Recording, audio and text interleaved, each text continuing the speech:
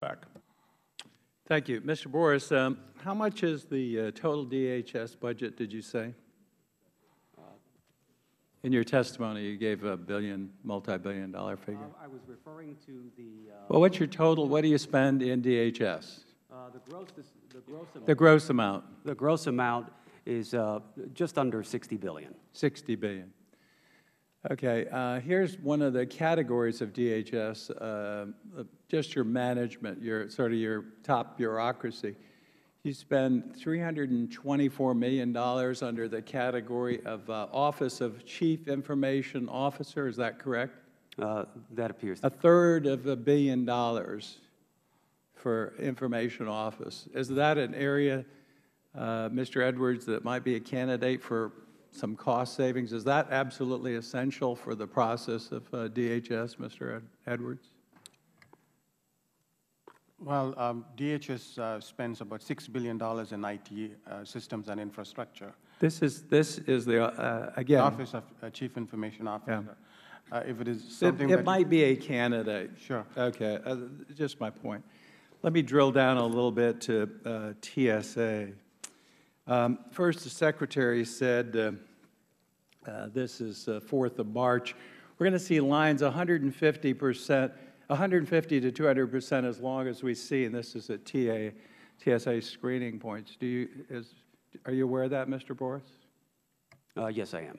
Do you know any reason why she shouldn't step down as Secretary when she makes a remark like that? And do you agree with it? Maybe we should have you step down, too. Because there is no reason in an agency. How much is the agency's total budget? How much is the agency's total budget? It's $5.5 billion for TSA. Yeah. Yes. And within that, you can move money around, can't you? For sequestration. You cannot move money without reprogramming authority. No, but again, within the $5.5 billion, you have to cut $276 billion. Now, let me ask you a question about how many personnel you have in TSA headquarters. Offline, we got 3,900, just a hair under 4,000 people in administration, making on average $103,000 a year. Is that correct? I don't know the exact Well, number. you should know. That is what is correct. It's online. That is the amount. And you have how many screeners? According to your online also, 51,277? Is that correct? Or in that range? In that range, yes, sir. And you can't move some of the people out of administrative positions sitting on their butt within just miles of the capital of Washington and put them to work? I mean, we should have the Secretary out there screening people if we need to do that to expedite people through the airport. And you. I mean, this is a joke to have the... I mean, she needs to find other employment soon, and you may need to find it. And some of the 4,000 people making $103,000 a year and tell the public that they may be waiting 3 and 4 hours, and you have the discretion to move money and personnel around within that account. Isn't that correct? Yes. To meet that, Mr. Edwards? Mr. Edwards, the IG just said yes. This is one of the most shameful things I've seen any agency do, and you are bloated beyond control.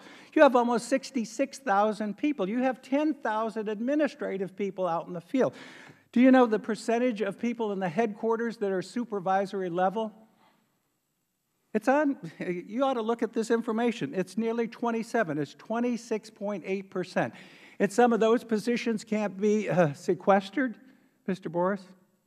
We never intended Homeland Security to bloat to this extent.